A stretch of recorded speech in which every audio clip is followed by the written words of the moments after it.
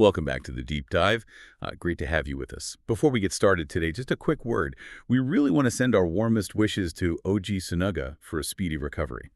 Yeah, he wasn't feeling too well last week, and that's why we didn't get Chapter 3 of the Bloodline Protocol then. But good news is he's on the mend, and now, well, now we've got both Chapters 3 and 4 ready for us to dig into. So, okay, let's unpack this, our mission today, plunge right into these two pretty explosive chapters. We're talking betrayal, ancient secrets, and a race against time that really ups the stakes. It really doesn't. These chapters, they escalate things so fast. It's way beyond just a simple conflict now. We're looking at like an existential threat to a whole lineage, not just some power struggle. It feels bigger. More sinister. Sinister is definitely the word.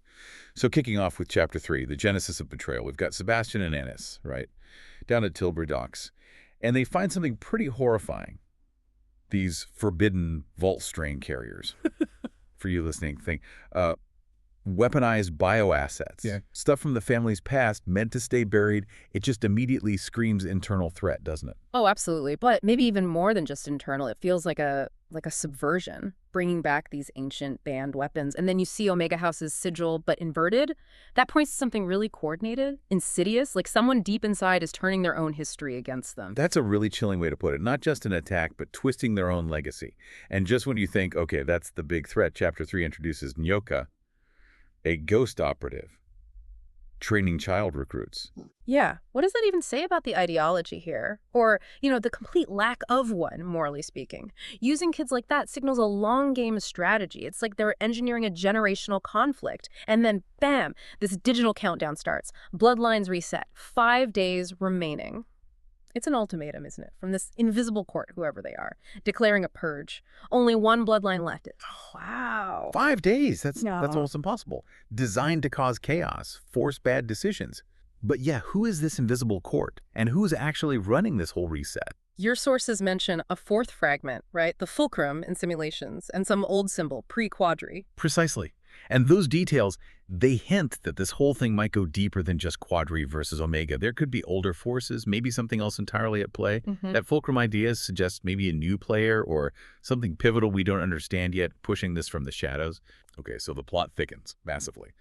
Let's shift gears to Chapter 4 then. Prophecy, Paradox, and the Fourth Ring. Here, Temi finds the Ash Ledger, which isn't just a book. It's sentient, it prophesies stuff, it talks about global fault lines, and hints pretty strongly the fourth bearer is already among you. And well, all signs seem to point towards Ameerah, right? She's making deals. She seems to know about this fourth ring already. Right, the ledger being alive, sentient, that changes things. Prophecy isn't just written, it's an active force. And Ameerah knowing about the fourth ring, that tells you she's not just reacting, she's playing a long game here, a really intricate one. Using the prophecy, maybe. Playing the prophecy itself. Wow. Yeah. Okay, and Temi gets pulled right in, physically uncovering this ethereal fourth ring made of smoke in Vault Zero. Yeah. And has this thought, it found me.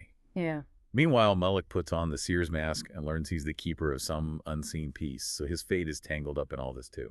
And notice the language used around fate. This blood algorithm system calls Sebastian an error, but Ameerah calls him a variable. That's a key difference. An error needs fixing. A variable, that's something unpredictable you can maybe use and makes you question free will in this whole setup. And the chapter ends really intensely with Malik, Temi, and Idris actually finding a physical fourth shard in Marrakesh. They get these ancestral visions. But even then, the text says the fourth has not awakened. So, more questions than answers, really. Definitely deep in the mystery. So wrapping this up, what's the takeaway for you listening? The Quadri world, it seems, is facing this. Yeah. Algorithmic reset. Ancient powers are bubbling up. Destinies are in flux. Choice itself seems questionable. Which leads to that big question, doesn't it? If destiny can be manipulated like this, by algorithms, by hidden courts, is free will really a choice? Or are we all just, variables in some equation we can't even see? A really provocative thought to end on after diving into Chapters 3 and 4. Definitely gave us a lot to chew on. So next time, keep exploring those forgotten histories and keep questioning the scripts.